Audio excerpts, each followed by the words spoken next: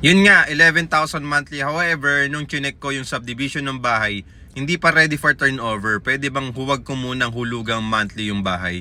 Supposed to be kasi kapag take out na kayo, nakalipat na kayo. So nagtanong po si Ma'am PJ, okay, regarding po sa pag-ibig turnover natin, at nagma-monthly pa rin siya, pero hindi pa rin ready for occupancy or hindi pa rin niya nalilipatan yung property niya na kinuha niya through pag-ibig, and then pinagbabayad siya ng 11,000 monthly. So ibig sabihin, ma'am, yung property po na kinuha nyo na through pag-ibig, naka-continuous payment po yun. So tawag po kasi nila doon continuous payment. And yun nga, kailangan nyo pong i-confirm din kay pag-ibig bakit po gano'n, naka-continuous payment po yung bayad nyo kay pag-ibig, hindi pa naman siya na-turnover. Kaya mas maganda po ma-verify nyo po sa developer at sa pag-ibig mismo kung bakit ganon. Para ma-explain din nila kung bakit kayo pinagbabayad ng ganong halaga monthly at bakit kayo mag-continuous payment, hindi pa naman na-turnover. At hindi pa naman na-take out yung loan nyo kay pag-ibig. Kasi dito sa amin, no, for only 10,000 cash out kapag through pag-ibig financing, 2-bedroom unit na yon, pwede mo nang malipatan within 30 days process kay pag-ibig.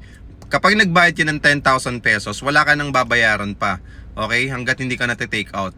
Kapag na-take out ka, doon pala mag-i-start yung monthly amortization mo. So, syempre, kapag na-take out ka, hawak mo na rin yung susi nun. Kasi i-accept mo na yung yung loan take out mo yung approval mo ng loan kay pag-ibig.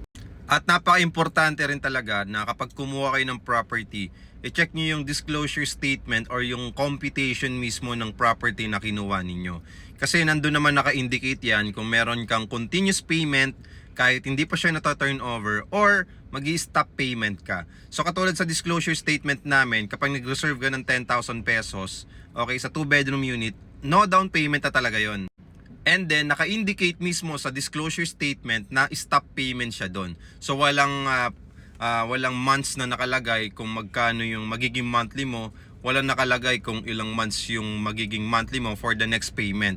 So, wala naman siyang ganun. Talagang naka-stop payment siya. Malalaman mo na stop payment, kapag yung disclosure statement mo, walang nakalagay na first month, second month, third month, fourth month na payment schedule.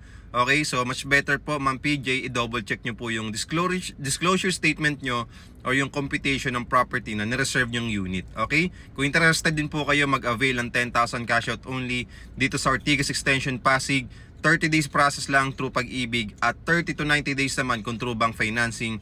25,000 lang po ilalabas natin. Ready for occupancy na, pwede nang malipatan agad.